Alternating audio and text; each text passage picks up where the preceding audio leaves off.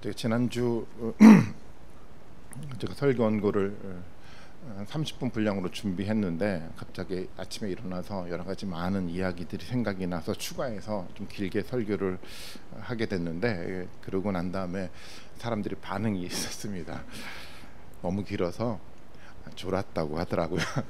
그래서 너무 길어서 사람들이 지루해서 정말 이렇게 좀 졸았구나라는 생각을 좀 하게 됐는데, 물론 저는 그렇게 생각을 해요. 성도님들이 조는 것은 그 대부분 목회자 탓이라고 저는 진짜 생각을 해요. 목회자 탓이 90%고요, 환경 탓이 9%고 그 1%만 성도들에게 책임이 있다라고 저는 실제로 그렇게 믿고 있는데, 그래서 고민을 했죠. 어떻게 이 문제를 해결을 할까. 근데 한 가지 의문은 생겼어요. 설교 시간이 30분이 넘어서 존다고 했으면 30분 넘어서부터 졸아야 되는데 처음서부터 졸더라. 그래서 이게 조는 것은 핑계고 좀 다른 근원적인 문제가 있겠구나라는 생각을 했는데, 결국은 제가 사실은 뭐 아시는 것처럼 좀 재밌는 이야기를 흥미롭게 얘기를 좀 많이 못해서 그렇다, 그래서 많이 지루해서 그런 것이 아닌가, 성경 이야기만 너무 많이 해서 그런 것은 아닌가 혼자 반성을 하고 생각을 하면서 오늘은 좀 다르게 좀 설교를 준비해지 고민을 좀 많이 했어요. 그래서 흥미로운 이야기를, 좀 재밌는 이야기를 서론부에 넣어서 설교를 해야지라고 생각을 했죠. 근데 문득 생각해 보니까 제가 재미있는 얘기, 흥미로운 얘기를 서론으로 넣어서 성공한 설교가 거의 없었어요. 왜냐하면 저는 되게 흥미로운데, 저는 재미있는데 성도들이 흥미로워하지 않아요. 그러니까 저하고 주제가, 재미있는 주제가 좀 다른 것 같아요. 그래서 이것도 안 되더라고요. 어떻게 할까 고민을 하다가 답은 못 찾고 한 가지 결론은 좀 났습니다. 한 달만 지나면 돼. 그러면 그런 설교를 또 여러분들이 듣지 않을까, 하나님 그렇게 예비해 두시지 않았을까요? 그런 기대를 하니까 마음속이 좀 위로가 됐고요. 그래서 여러분들에게 흥미가 되지 않는다고 하더라도, 저에게만 흥미가 된다고 하더라도 그래도 이 서론 말씀을 하면서 진행을 해야겠다라는 담대함이 생겨서 그냥 한번 하기로 했습니다. 여러분 좀 지루하더라도 버텨주십시오.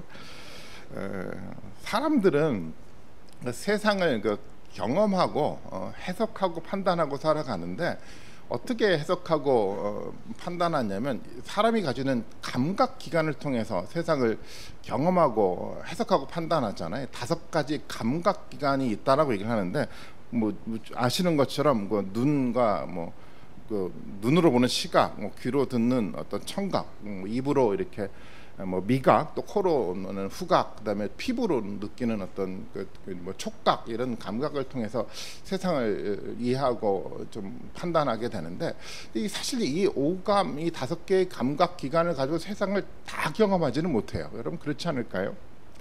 먼저 눈으로 세상을 좀 들여다보는데, 눈으로 세상을 들여다보면 굉장히 많은 것을 보게 되지만 다 볼 수는 없어요. 여러분 아시는 것처럼.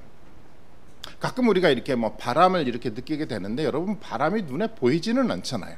바람은 시각으로 느껴지지 않고 뭐로 경험하게 되면 피부로 이렇게 살에 닿으니까 이 촉각으로 바람을 좀 느끼게 되죠.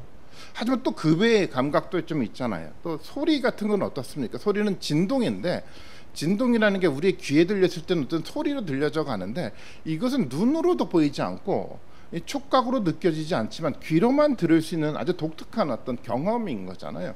그 외에 여러 가지 많은 것들이 있을 거라고 생각하는데, 여러 가지 많은 감각을 가지고 세상을 경험하고 이것이 무엇인지 해석하고 그리고 판단하고 결정하고 살아가게 되는데요. 근데 이것만 가지고 세상을 다 이해할 수 있는 것은 아니죠.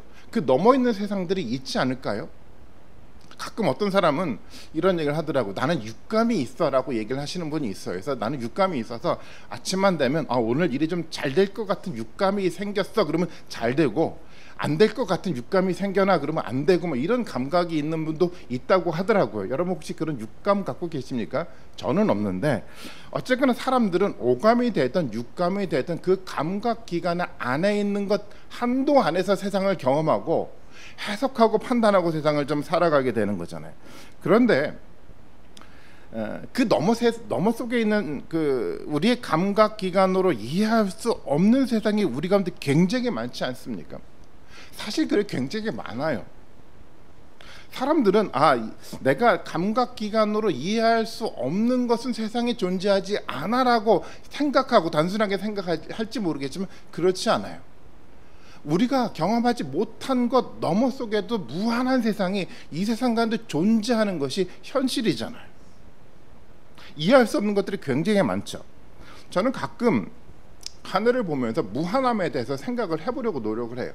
하늘을 보면 하늘은 아무것도 없는 거잖아요. 우리 눈에 보일 때는 이 푸른 어떤 벽 같은 게 하늘로 이렇게 쳐져 있는 거 같이 느껴지지만 실제적으로는 아무것도 없는 공허한 빈 공간 아니겠습니까? 물론 알아요. 무한함이라는 것이 있다는 것은 알지만 제 이성으로 아무리 무한함을 생각하려고 노력을 해도 생각이 되지 않아요. 우리가 가지는 감각기관으로는 이 무한함을 생각해낼 수가 없기 때문에 그렇다라는 거예요. 과학자들이 많은 과학적 발견을 하게 되는데 세상의 시작을 어떤 빅뱅을 통해서 만들어져 갔다고 얘기를 해요. 물론 그것도 이해가 되지 않아요. 하나의 점에서 어떤 대폭발이 이루어져 가고 이 세상이 만들어져 갔다는 것도 이해가 되지 않지만 또 하나 빅뱅이 있다고 하더라도 빅뱅 이전에 있는 무한함과 무한함의 시간 속에 있는 것들은 도대체 이해가 되지가 않아요. 아무리 상상해도 이해가 되지 않아요.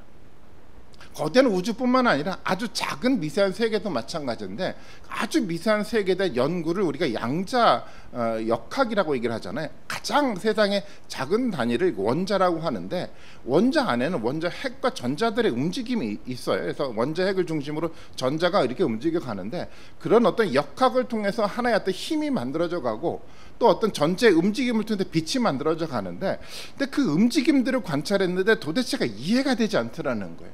그래서 실제적으로 양자역학을 아는 학자들은 많지만 양자역학을 이해하는 학자는 한 사람도 없다라고 말할 정도로 그 세계 속에 있는 움직임을 인간의 이성으로는 이해가 불가능하다라는 거예요. 제가 이것을 통해서 말씀드리고자 하는 이야기는 뭐냐면 우리는 세상을 5개의 감각기관으로 세상을 보고 또 경험하고 또 해석하고 판단하고 살아가는데 하지만 우리의 오감의 세계 속에만 이 세상이 존재하지 않는다라는 겁니다. 그 너머 세계 속에 존재하는 무한한 세계가 여전히 우리가 살아가는 이 세상 가운데 존재한다라는 거죠. 어떤 사람들은 또 이렇게 생각할 수가 있어요. 아니 그 세상이 우리 가운데 무슨 상관이 있겠는가라고 얘기를 하죠. 아니 그 세상에 있는 거하고 내가 살아가는 거하고 무슨 상관이 있어? 상관이 없는 것 같이 느껴질지 모르겠지만 그렇지 않아요. 그 무한한 세계에 있는 어떤 것들이 이 땅 가운데 실제로 영향을 미치며 살아간다라는 거예요. 세상의 역사는 어떤 인과관계로 설명을 해요. 어떤 원인을 만들어가는 어떤 사건이 있으면 그것이 원인이 돼서 어떤 결과들을 만들어가면서 어떤 세상의 역사의 흐름들을 만들어가는데 그래요. 근데 이 원인과 결과의 이 관계가 이 땅 속에 있는 원인과 이 땅 속에 있는 결과로만 만들어져 가는 것이 아니라 신비한 것은 뭐냐면 우리가 알지 못하는 그 거대한 세상 속의 어떤 원인이 우리가 살아가는 우리의 눈에 보이는 이 세상 속의 결과를 만들어 가기도 한다는 겁니다. 그래서 어떤 사람들은 이렇게 얘기를 하죠. 도대체 이 결과가 왜 나타나는지 이해가 되지 않을 때가 많아요. 그래서 그 사람들은 뭐라고 얘기를 하는 것을 우연이라고 얘기를 하죠. 그래서 우연이 아닌 겁니다. 왜냐하면 우리의 감각기관으로 이해하지 못하는 세상 속에서 어떤 원인이 있었고 그 원인이 이 땅 가운데 결과로 만들어져 갔기 때문에 우연이 아니라 하나의 원인과 관계라는 인과관계 속에 있었던 어떤 역사의 과정이다라고 설명할 수가 있습니다. 흥미롭지 않습니까?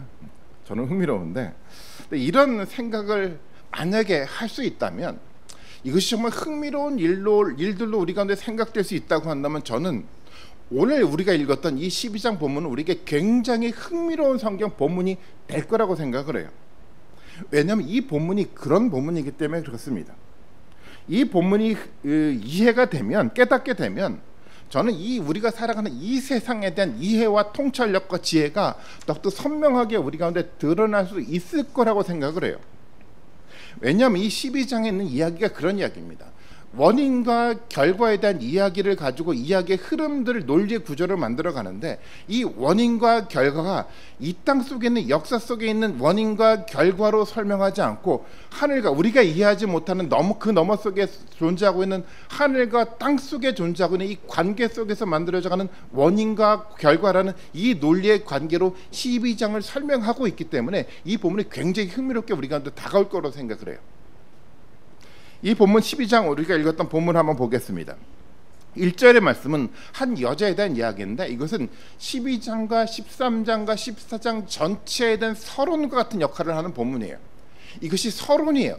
한 여인이 면류관을 썼는데요, 이 면류관을 썼다는 건 승리했다라는 거잖아요.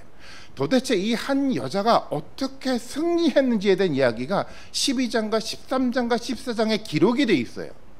그렇기 때문에 12장 1절의 이야기는 12장 전체에 대한 주제 역할을 하고 제목 역할, 서론적인 역할을 하고 있다라고 우리가 이해를 해 나가야 되는데, 이 12장 제목에 대한 이야기를 끄집어내고 난 다음에 12장에서 굉장히 중요한 세 가지 이야기를 합니다. 이 논리 관계를 이해할 필요가 있는데, 첫 번째는 어떤 얘기를 하냐면 하늘에 있는 용에 대한 이야기를 하고 있고, 두 번째는 뭐냐면 땅에 있는 여인의 아들에 대한 얘기를 합니다. 이 관계는 하늘의 하늘과 땅 속에 있는 아들과의 관계 속에서 이야기를 진행해 나가고 있는 거예요. 땅 속에 있는 상황들 속이 아니라 하늘에 존재했던 용과 땅에 존재했던 아들의 관계 속에서 어떤 이야기를 하나를 펼쳐나가요. 두 번째는 어떤 이야기를 해나가냐면 이 용과 하늘의 천자인 미가엘의 관계 속에서 이야기를 해나갑니다. 이것은 어떤 존재죠? 용도 하늘의 존재, 미가엘도 하늘의 존재잖아. 이 두 번째 이야기는 하늘 속에서 이루어져가는 하늘 속의 존재들끼리의 관계 속에서 어떤 이야기를 만들어갑니다. 세 번째는 어떤 얘기를 합니까? 이제는 용이 하늘의 존재가 되지 않고 어떤 존재가 됐습니까? 땅으로 쫓겨나서 땅의 존재가 되었어요. 땅의 존재가 되었던 그 용과 땅에 거하고 있는 여자와의 관계 속에서 이야기를 해나가고 있어요. 하늘과 땅의 관계, 하늘과 하늘의 관계, 이제는 땅과 땅의 관계 속에서 이야기를 해나가면서 이 논리적 관계 속에서 과연 어떻게 이 여인이 면류관을 얻게 되었는지에 대한 이야기를 12장에서 그려가고 있는 겁니다. 좀 이해가 좀 되십니까? 흥미롭죠? 저는 되게 흥미로운데요. 어쨌거나 이 이야기를 하나하나 논리적으로 이야기를 좀 풀어나가 보도록 하겠습니다. 첫 번째 우리가 생각해 봐야 될 것은 뭐냐면, 이 12장 1절에서 말하고 있는 것처럼 큰 표적이 나타났을 때 한 여자가 있었는데 도대체 이 여자는 무엇을 상징하는지를 먼저 이해를 해 나가야 되죠. 한번 12장 2절 말씀 봐볼까요? 이렇게 표현을 하고 있습니다. 이 여자는 아이를 베고 있었는데 해산의 진통과 괴로움으로 울고 있었습니다. 여인과 아이, 해산의 진통과 괴로움과 울음에 대한 이야기를 하고 있는데, 우리가 이 이야기를 읽어보면 우리도 짐작이 가요. 이 여자가 무엇을 상징하고 있는지 짐작이 가지 않습니까? 누구를 뭐를 상징할까요? 그렇죠? 대답을 하셨죠. 네, 예. 입모양으로만 말씀해 주셨는데 제가 다 들었습니다. 교회 같죠. 맞아요. 좀 더 그런데 이야기를 우리가 이사야 본문을 가지고 좀 이해를 하면서 이 본문에서 이해를 해 나가야 되는데, 이사야서 26장 본문 봐볼까요? 26장 17절의 말씀인데 17절 말씀은 같이 한번 읽어볼까요? 같이 한번 읽어봅니다. 시작.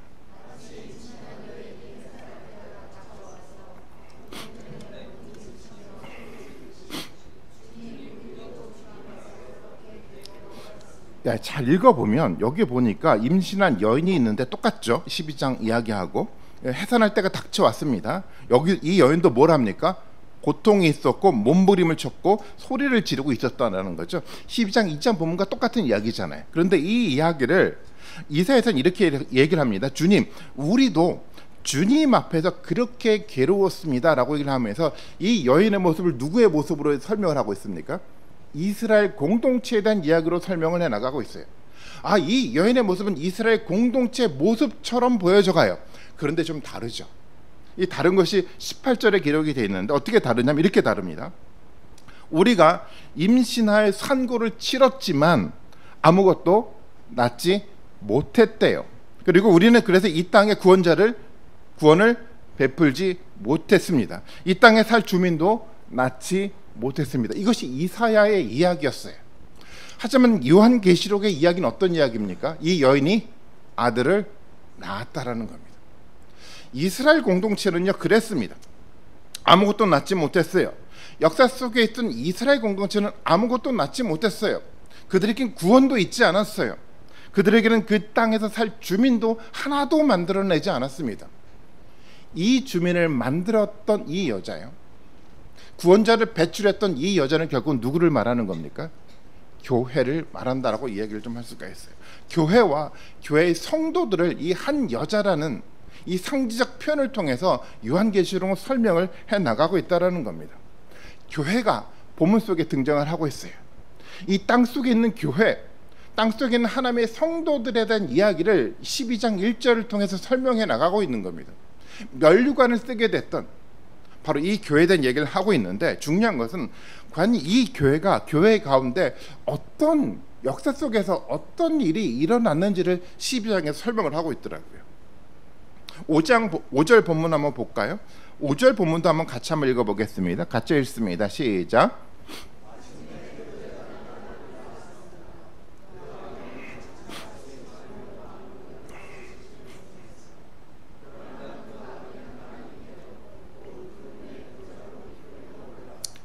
예, 거기서 보면 여자가 나왔어요. 이 아기는 어떤 존재입니까? 만국을 다스릴 분이었습니다. 누구를 지금 상징하는 걸까요? 당연히 예수 그리스도를 상징해요. 그런데 이 벼랑간 그 아기는 하나님께로 곧 그분의 보좌로 끌려 올라갔다고 얘기를 합니다. 이건 무슨 얘기를 말하는 거죠? 승천하신 것을 말하는 거죠. 아들은 분명하게 예수님을 상징하고 있어요. 그런데 이 용은 아들을 낳자마자 어떤 의도를 가지고 있었습니까? 삼켜버리려고 준비하고 있었다는 겁니다. 실제 이 준비가 있었습니다. 어떻게 역사 속에 나타났냐면, 예수님을 십자가에 달려 죽게 만들면서 삼키려고 하는 시도가 있었습니다. 근데 삼켜졌나요? 십자가에 죽었지만 예수님 어떻게 되셨습니까? 부활하셨어요. 그리고 승천하셨어요. 하늘에 있는 이 존재였던 그 용은 이 아들 예수 그리스도를 삼키려고 준비하고 시도했지만 실패했습니다. 그래서 이 아들 이 예수 그리스도는 어떻게 하셨습니까? 죽음에서 부활하시고 하늘로 승천하셨다라고 얘기를 하고 있어요. 이것이 중요한 두 번째 이야기입니다. 아들이, 이 땅 속에 있는 아들이 용의 시도에도 불구하고 하늘로 올라간 이 사건 때문에 이제 어떤 일들이 벌어져 갈까요? 하늘에서요. 땅의 이야기가 아니라 이제 하늘에서 어떤 일들이 벌어져 갔습니까? 우리가 알고 있는 것처럼 누가 싸우죠? 하늘의 천사인 미가엘과 용이 하늘에서 전쟁을 벌여가는 이야기를 기록하고 있어요. 물론 우리가 가지는 5개의 감각기관으로 이해할 수 있는 전쟁은 아닙니다. 하지만 이 본문 속에서 말하고 있는 것처럼 이 예수 그리스도가 승천하셨기 때문에 승천하심을 통해서 하늘에서 이 영적 전쟁이 벌어져 가고 있다라고 성경은 얘기를 하고 있다라는 거잖아요. 어떤 전쟁이 벌어져 갔을까요? 그것이 7절부터 9절까지 이야기인데, 제가 7절부터 9절까지 이야기를 하나씩 읽어가면서 한번 설명을 해보도록 하겠습니다.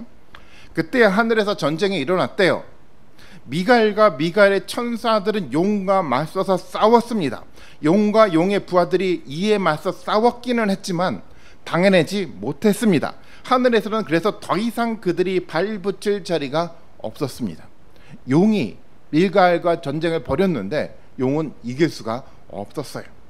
그래서 그 큰 용이요, 또 다른 말로 말한다고 한다면 옛 뱀은 땅으로 내쫓겼습니다. 당연히 이 옛 뱀은 뭐를 상징하는 거죠? 창세기에 있는 그 뱀을 상징하는 겁니다. 그리고 그 큰 용은 뭐라고도 표현합니까? 악마라고도 표현하고, 또 다른 말로 말한다고 한다면 사탄이라고도 표현을 하는데, 이 사탄은 어떤 존재였냐면 온 세계를 미혹했던 자였어요. 그리고 그 용의 부하들도 그와 함께 이제 땅으로 내쫓겼다라고 얘기를 하고 있어요. 땅 속에 있었던 예수 그리스도의 죽으심과 부활을 통해서 하늘의 전쟁이 이루어져 갔는데, 하늘의 전쟁에서 누가 이길 수밖에 없었습니까? 미가엘이 이길 수밖에 없어서. 왜 그렇습니까? 땅에서 이미 예수 그리스도가 죽으심과 부활하심을 통해서 승리했기 때문에 일들이 일어난 겁니다. 이래서 영적 전쟁이 벌어져 가는데, 그렇다고 하면 우리는 한번 이런 질문을 던져볼 필요가 있을 텐데, 이 미가엘과 큰 용이 전쟁을 벌여갔는데 도대체 이 전쟁은 어떤 전쟁이었을까요? 총과 칼을 들고 서로 죽기 살기로 했던 전쟁이었을까요? 이 영적 전쟁의 의미가 도대체 뭘까요? 이 전쟁은요, 칼과 총의 전쟁이 아니라 법정에서의 법정 다툼의 전쟁이었습니다. 오늘 우리의 용어로 바꾼다고 한다면 법정에서 이 검사와 이 변호사 간의 전쟁, 논쟁이 바로 이 영적 싸움의 실제라는 겁니다. 교회 성도들을 두고 전쟁이 벌어져 갔어요. 용은 어떤 역할을 합니까? 검사 역할을 하죠. 이 교인들에게 뭐라고 얘기를 하죠?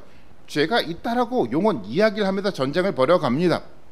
죄를 지었기 때문에 이들은 벌을 받아야 된다라고 재판장에게 호소하고 있는 것이 용의 전쟁이었어요. 반면에 미가엘은 어떤 역할을 합니까? 변호사 역할을 해요. 성도들을 변호하죠. 성경의 모든 이야기를 다 근거로 제시합니다. 이렇게 제시를 했겠죠. 성전에서 어린 양의 피로 성도들의 죄가 해결된 것처럼 예수 그리스도가 십자가에 달려 죽으심을 통해서 인류의 믿는 사람들의 모든 죄가 해결됐고 사함을 받았기 때문에 이들은 죄가 없다라고 누가 변호를 하는 거죠? 미가엘이 변호를 하면서 싸움을 하는 겁니다. 이것이 영적 싸움인 겁니다. 사탄은요, 오늘날도 이런 영적 싸움을 벌여가죠. 우리를 죄인으로 판결받도록 이 사탄은 끊임없이 자신의 모든 힘을 사용해서 이 전쟁을 벌여가고 있어요. 그리고 이 사람들에게 자신의 죄인의 표를 받게끔 만들어갑니다.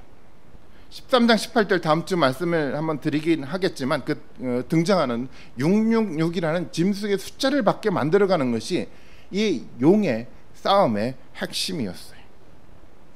오늘날도 마찬가지 아니겠습니까? 사탄은요, 우리를 자꾸만 죄를 짓게 만들어가요. 사탄은요, 끊임없이 우리를 말씀으로부터 떠나게 만들고 있다는 겁니다. 말씀에 무관심하게 만들어가요. 예수님을 만나지 못하게 만들어갑니다. 요한 1서의 표현처럼 예수님과 사귐의 관계를 갖지 못하게 만들어가도록 이 사탄은 영적 싸움을 벌여가고 있습니다. 이것이 사탄이 벌여가는 영적 전쟁의 실제입니다. 사실은 굉장히 은밀하게 이루어져 가지 않습니까? 이 영적 전쟁이요. 우리 눈이 잘 보이지 않으니까 우리 가운데 굉장히 은밀하게 사탄이 우리를 이 전쟁에 빠지게 만들어가요. 죄를 짓게 만들고 말씀을 멀리하게 만들어서 우리의 죄가 하나도 드러나지 않게 만들어갑니다. 그래서 사람들이 예수 그리스도를 의지하지 않게, 예수 그리스도를 찾지 않게, 하나님의 은혜를 구하지 않게끔 사탄은 만들어가기 시작을 합니다. 하지만 미가엘은 다릅니다. 미가엘은 어떻게 전쟁을 벌여갑니까? 말씀에 근거해서, 예수 그리스도의 죽으심과 부활을 근거해서 성도들을 변호하기 시작을 합니다. 예수 그리스도 안에 있는 사람들이요, 예수 그리스도의 보혈의 은혜 아래에 있는 사람들은 바로 예수 그리스도에 의해서 모든 죄가 사함받았다는 것을 근거로 이 영적 전쟁에서 승리하는 상황들을 만들어 간다라는 겁니다. 이 전쟁 속에서 본문에 말하고 있는 것처럼 누가 승리를 했습니까? 당연하죠. 미가엘이 승리했어요. 왜냐하면 이미 땅에서 예수 그리스도께서 십자가의 죽으심과 부활을 통해서 이미 예수님이 승리하셨기 때문에 이 전쟁은 승리로 끝이 났다라는 거예요. 우리가 이해가 되지 않지만 우리 너머 속에 있는 세상 속에서 이런 역사가 이미 만들어졌다라고 성경은 이야기하고 있어요. 요한복음 16장 33절이요, 우리가 너무도 잘 아는 말씀인데요, 이렇게 표현하고 있죠. 예수님이 내가 이것을 너에게 말한 것은 너희가 내 안에서 평화를 얻게 하려는 것이다 라고 얘기를 하고 있어요. 평화가 있기를 원한다라고 얘기를 해요. 너희는 세상에서 환난을 당할 것이지만 괜찮아요. 왜 그렇습니까? 용기를 낼 수 있어요. 내가 세상을 이미 이겼기 때문에 그렇다라고 얘기를 하고 있어요. 아까 말씀을 드렸던 것처럼 용과 예수 그리스도의 땅속에서 싸움에서 누가 이미 승리했습니까? 예수 그리스도가 승리했어요. 그리고 이 승리를 근거로 하늘에서 전쟁이 벌어져 갔는데 이 전쟁에서 누가 승리를 했습니까? 미가엘이 승리를 했어요. 전쟁은 이제 끝이 났습니다. 하늘에서 승리를 통해서 모든 전쟁은 끝이 났습니다. 그리고 어떤 일들이 벌어져 갔습니까? 계시록 12장 10절 말씀인데 이렇게 표현을 하죠. 그때 내가 들었는데 하늘에서 큰 음성이 이렇게 울려 나왔습니다.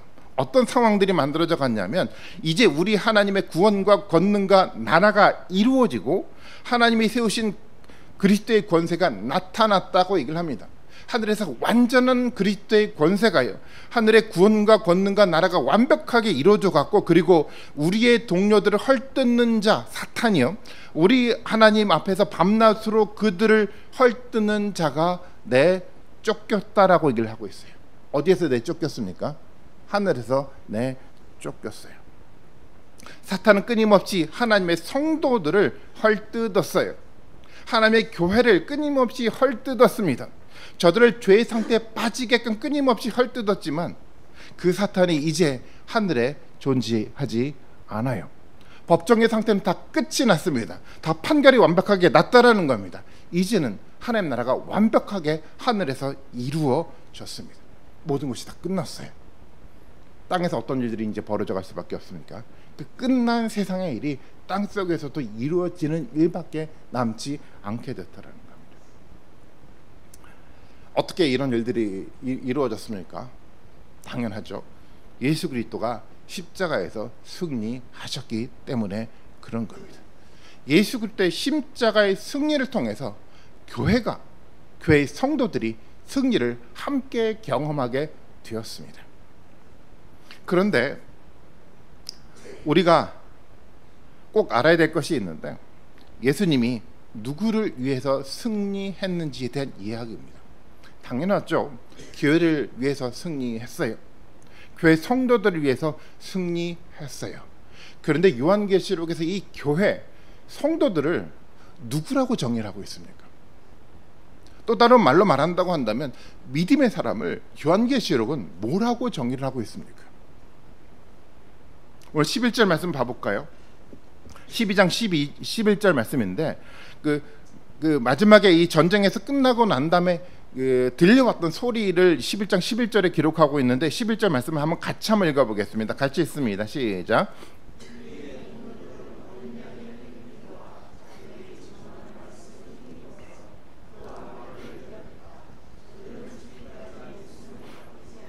아멘. 여기서 이런 얘기를 합니다. 우리의 동료들이라고 얘기를 하는데, 여기서 우리의 동료는 누구를 말하는 겁니까? 교회와 교회의 성도들을 당연히 말해요. 이 교회 성도들은 무엇을 힘입었습니까? 첫 번째, 어린 양이 흘린 피를 힘입었어요. 두 번째, 또 뭐를 힘입었습니까? 자기들이 증언한 말씀을 힘입었습니다. 세 번째, 그 다음에 어떻게 합니까? 그들은 죽기까지 목숨을 아끼지 않았어요.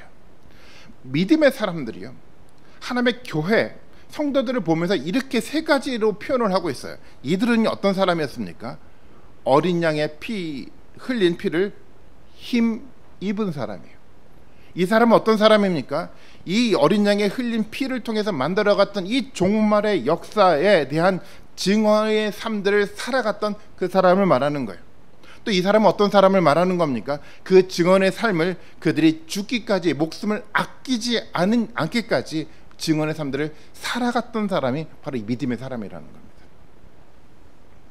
저는 이 세 가지 모습이 믿음의 사람들에게 나타난다라고 이해를 해야 한다고 저는 생각을 해요. 어린 양의 피를 의지하고, 두 번째로 언젠가 시간이 지나가서 말씀을 증언하고 시간이 좀 지나가면은 목숨을 아끼지 않고 증인된 삶들을 살아가게 되는 것이 아니라, 믿음의 사람들은요, 이 세 가지 모습이 동시에 나타나게 돼 있어요. 어린 양의 피를 의지하게 됩니다. 그리고 그 말씀의 영광을 경험하고 이것을 세상 가운데 증언하며 증인된 삶을 살아가게끔 돼 있어요. 언제까지요? 이 세상을 마감하는 그 날까지, 죽기까지 목숨을 아끼지 않고 이 삶들을 살아가게 돼 있어요. 이 이야기는 우리가 앞서 읽었던 두 증인 11장 속에 이야기하고 있는 두 증인에 대한 이야기이기도 하잖아요. 두 증인이 이렇게 살아가지 않았습니까? 예수 그리스도의 십자가에 피를 힘입어 증인이 되었어요. 세상 가운데 어떤 고난이 있다고 하더라도 증인된 삶들을 살아갔습니다. 죽기까지 살아갔어. 바로 이 사람들이요. 이 사람들을 위해서 예수 그리스도는 전쟁에서 승리했습니다. 어떻습니까? 이 예수님의 승리가 우리 때문에 이루어진 것 맞습니까?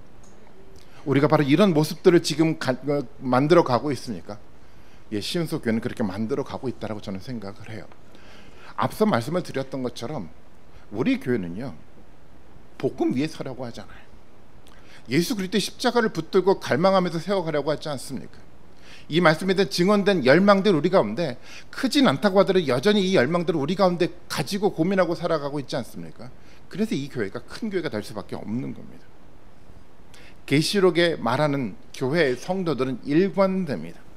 어린 양의 피를 의지하고 예수 그리스도 말씀을 이 말씀에 있는 이 종말의 역사를 증언하는 사람들이고요.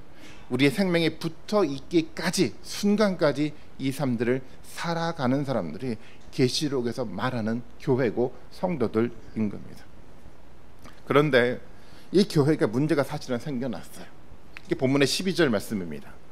12장 12절 말씀에 보면 이렇게 얘기를 하고 있어요.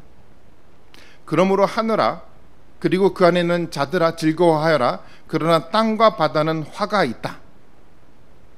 악마가 자기 때가 얼마 남지 않은 것을 알고 몹시 성이 나서 너희에게 내려갔기 때문이다. 그 용은 자기가 땅으로 내쫓겼음을 알고 남자 아이를 낳은 그 여자를 쫓아갔다라고 얘기를 하고 있어요. 전쟁에서 졌던 이 용이 어디를 향해 나갔습니까? 쫓겨났던 그 용이 땅으로 내려갔어요. 어떤 상태였습니까? 몹시 화가 나 있는 상태. 그래서 누구를 찾아갑니까? 한 여자를 찾아갑니다. 어떻게 합니까? 여자를 핍박하게 되더라는 거예요. 이것이 역사였어요. 하늘에서 전쟁에서 실패했던 용이 마지막 남겨진 시간 동안에 교회를 찾아와서 교회를 핍박하는 것이 이 땅 가운데 일어나는 일이라고 얘기를 하고 있다는 거예요. 계시록 12장 15절 말씀에 보면 이렇게 표현하고 있어요. 그 뱀은 그 여자의 등 뒤에서 입에서 물을 강물과 같이 토해내서 그 강물로 그 여자를 휩쓸어 버리려고 하였다라고 얘기를 하고 있어요. 강물로 여자를 휩쓸어 버리겠다라고 성이 나서 화가 나서 용은 땅으로 내려왔다라고 얘기를 하고 있어요. 사탄은 땅에서 교회를 핍박하기 시작을 했어요. 물론 어떻게 무엇 때문에 핍박하게 됐는지는 13장에서 다시 한번 설명하게 되겠지만 우리가 여기서 알아야 될 것은 뭐냐면 교회에 대한 핍박은요 하늘에서 쫓겨난 사탄 때문에 생겨났다라는 겁니다. 이 사탄이 마지막 전쟁에서 하늘에서는 이미 끝난 전쟁이지만 땅에 남아있는 이 제한된 전쟁을 마지막으로 하기 위해서 이 땅 가운데 있는 하나님의 교회를 핍박하기 시작했다라고 얘기를 하고 있다라는 거예요. 우리는 가끔 그런 생각을 하게 됩니다. 우리는 신앙생활을 잘 해나가고 있는데 왜 우리에게 고난이 생길까라고 생각하게 됩니다.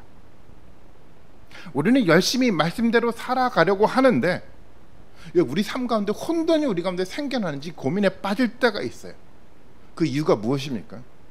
하늘에 있는 사탄 때문에 그런 거예요. 우리가 제대로 살아가려고 하는데 몸된 교회를 바르게 세워가려고 하는데 그럼 하나님 복 주셔야 되는데 이상하게 우리 가운데 고난과 핍박이 생겨나더라는 거예요. 왜 그렇습니까? 사탄이 하늘에서 쫓겨서 우리 가운데 왔기 때문에 그렇다라는 거예요. 여러분 욥기의 말씀을 여러분 기억하십니까? 욥은 이해할 수 없는 고난을 받았어요. 그에게 상상하지 못하는 고난이 왔었는데 왜 그렇습니까? 무엇을 잘못해서요? 아니요, 그렇지 않아요. 누구 때문에? 하늘에 있는 사탄 때문에 고난을 받았잖아요. 우리 삶이 그렇다라는 거예요. 우리가 고난을 받는데 그 원인이 어쩌면 이 땅 가운데 있는 것이 아니라 그 원인이 어디에 있다라는 거죠? 하늘에 있다라는 거예요. 하늘에서 쫓겨난 이 용 때문에 사탄 때문에 우리 가운데 고난이 생겨나더라는 거예요. 우리도 그렇지 않았습니까? 교회를 세워가면서 때때로 우리는 많은 혼란을 겪기도 했어요. 이해가 되지 않는 일들이 우리 앞에 벌어지기도 했습니다. 아니 열심히 기도했는데 하나님 말씀대로 사랑하려고 부단하게 노력했는데 왜 이 시련이 우리 가운데 생겨납니까? 이해가 되지 않았어요. 저도 굉장히 많이 고민을 했습니다. 하지만 이 계시록에서 답을 하고 있잖아요. 이유가 뭐였습니까? 하늘에서 쫓겨난 용이 교회를 핍박하기 때문에 이런 일들이 벌어져 가는 거였어요. 이유가 어디에 있냐? 바로 하늘에 있었다라는 겁니다. 하늘의 전쟁이 끝나고 남겨진 전쟁을 사탄이 교회에 대해서 지금도 하고 있기 때문에 우리 가운데 고난과 어려움들이 생겨나더라는 거예요. 이 사탄이 하는 전쟁이 핵심이었어요. 그래서 우리가 보아야 될 것은 뭐냐면 우리가 가지고 있는 5가지 감각기관을 가지고 세상의 역사만 바라보는 것이 아니라 그 너머에 있는 하늘의 역사요 사탄의 역사를 믿음의 눈으로 볼 수 있어야 되는 겁니다. 고난의 혼돈의 핵심은 바로 사탄에게 있다는 겁니다. 우리에게도 이 사탄과의 전쟁 때문에 생겨나는 많은 근심이 있을 수밖에 없어요.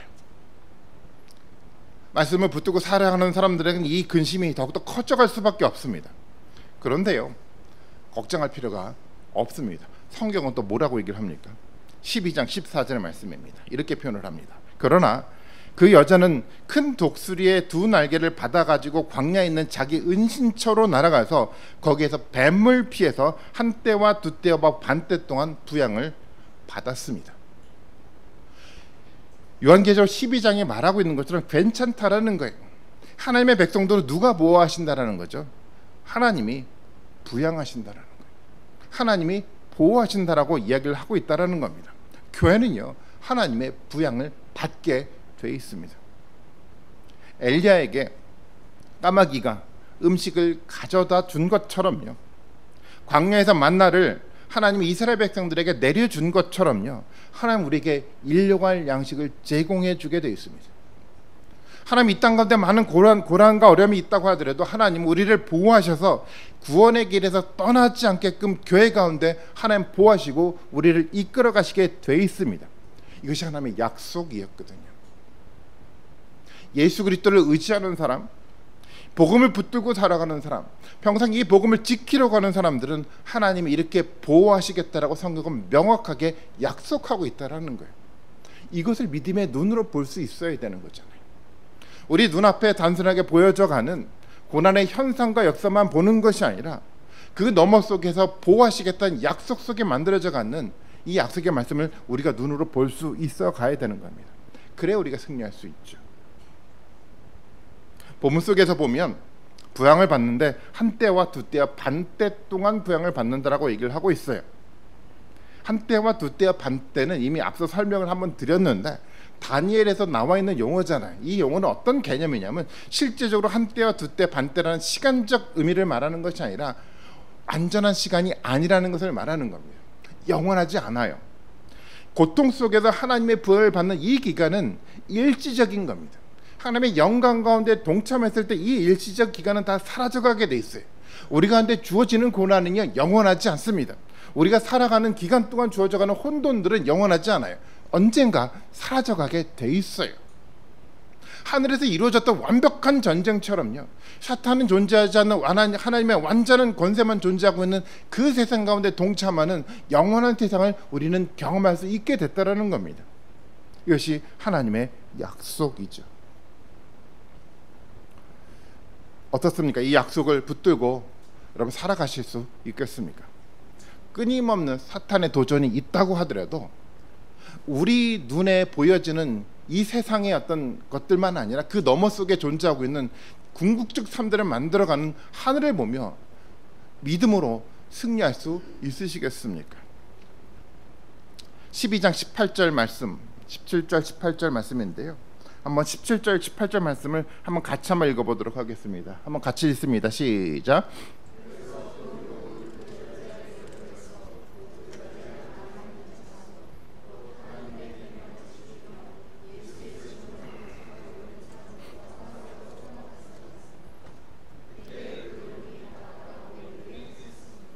마지막 이야기가 그거잖아요. 용이 바닷가 모래 위에 섰대. 왜 섰습니까?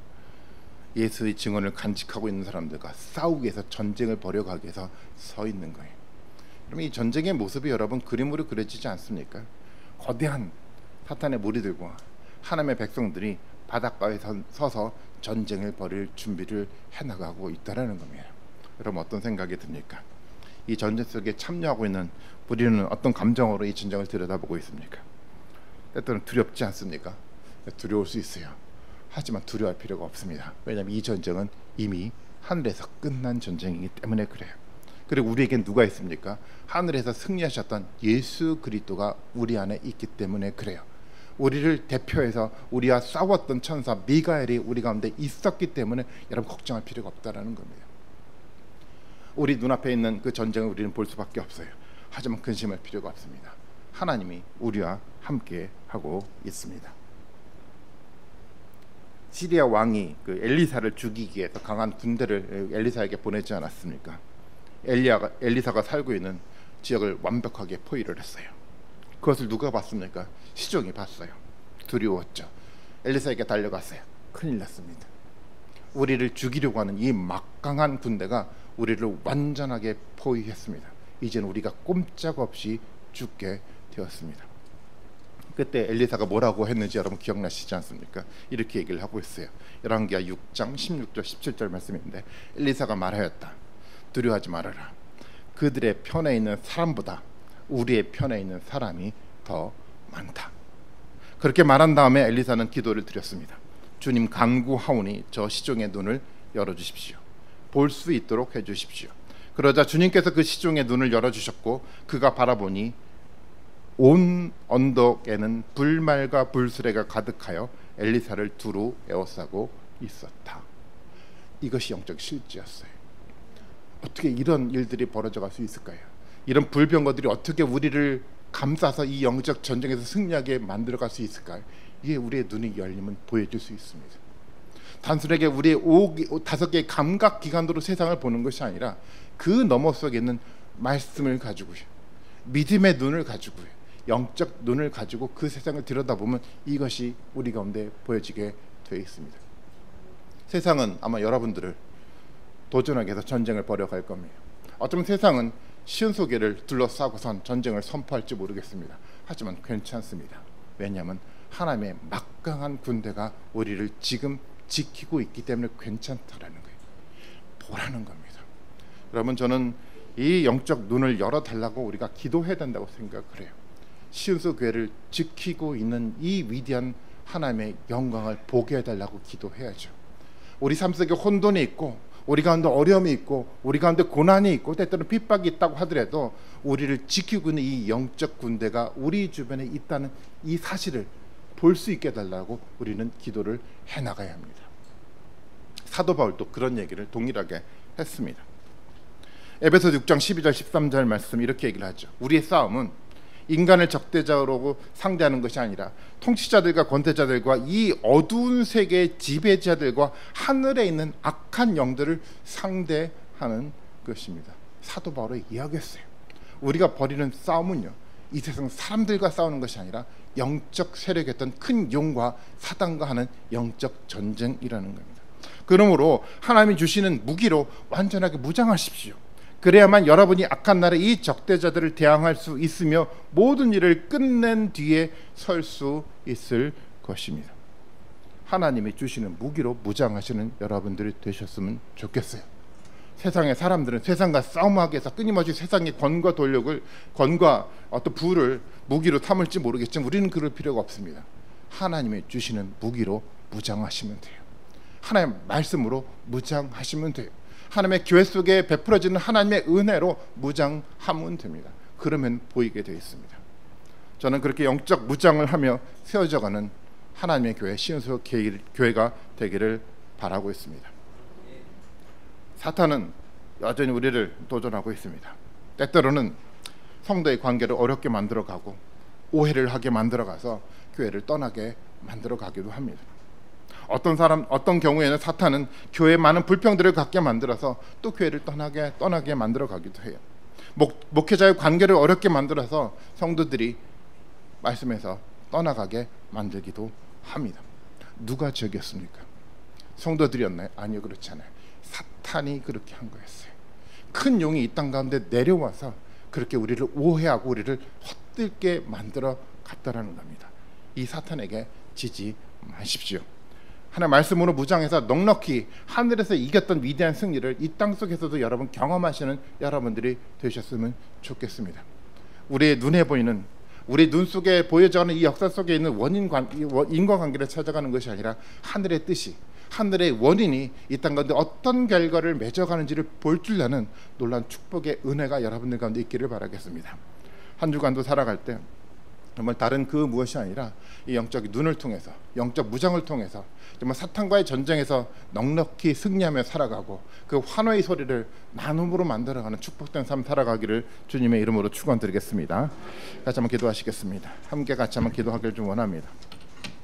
무엇보다도 필요한 것은 한 주간 우리가 기도해야 되는데 하나님 우리에게 영적 눈을 열어주십시오. 5개의 감각기관으로 만들어진 이 짤막한 생각으로 세상을 들여다보지 않고 그 너머 속에 존재하고 있는 위대한 하나님의 영적 세계를 볼 수 있도록 우리에게 눈을 열어달라고 여러분 기도해 주십시오. 우리의 전쟁은 이미 끝난 전쟁입니다. 하늘에서 본질적 전쟁이 끝났기 때문에 이 세상 속에 우리는 담대하게 예수 그리스도와 함께 영적 전쟁을 치르면 되는 겁니다. 이런 삶들을 살아갈 수 있도록 이 시간 같이 한번 기도하기를 좀 원합니다. 같이 기도하시겠습니다.